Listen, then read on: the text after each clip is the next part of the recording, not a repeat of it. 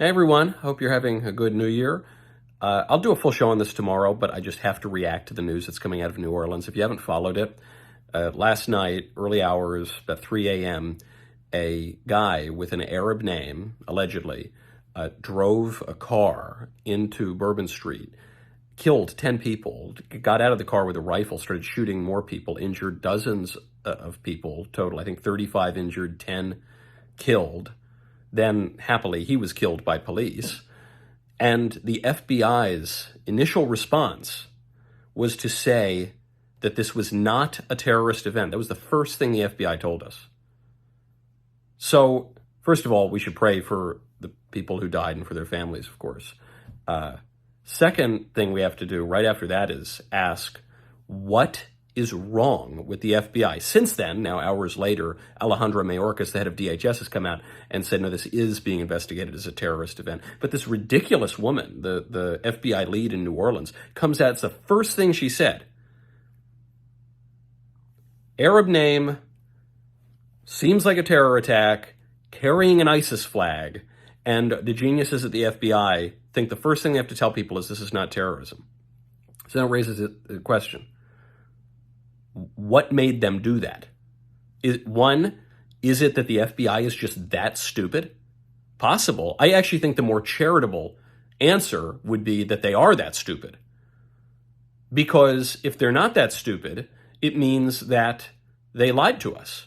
Or either they intentionally lied to us, or they're so blinded by ideology, blinded and committed to ideology, that they have to stop people from coming to the conclusion that is right before everyone's face that this would be a terror attack.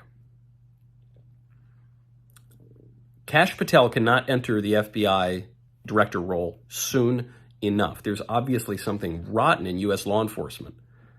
With law enforcement like this, who needs criminals? With law enforcement whose first reaction to a major terror attack on a major holiday is to obfuscate? To say, no, it's not what's right in front of all of you? What's the point of having law enforcement?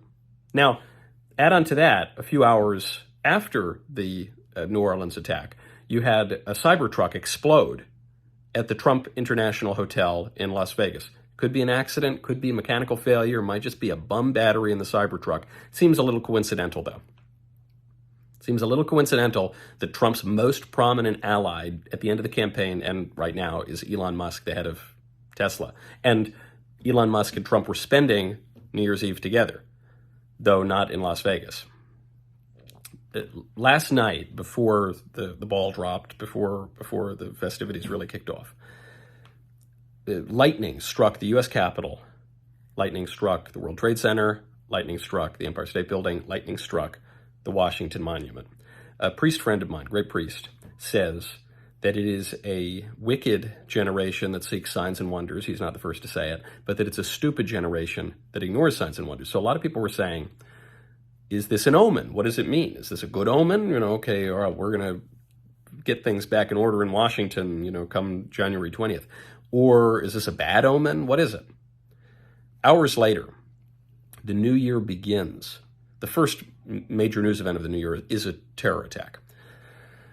That's 2025. We will get into all of it and a lot more on the show tomorrow. But in the meantime, your prayers for those who have been affected I'm sure would be greatly appreciated. And there will be updates if anything else happens, if another shoe drops. Otherwise, I'll see everyone tomorrow morning.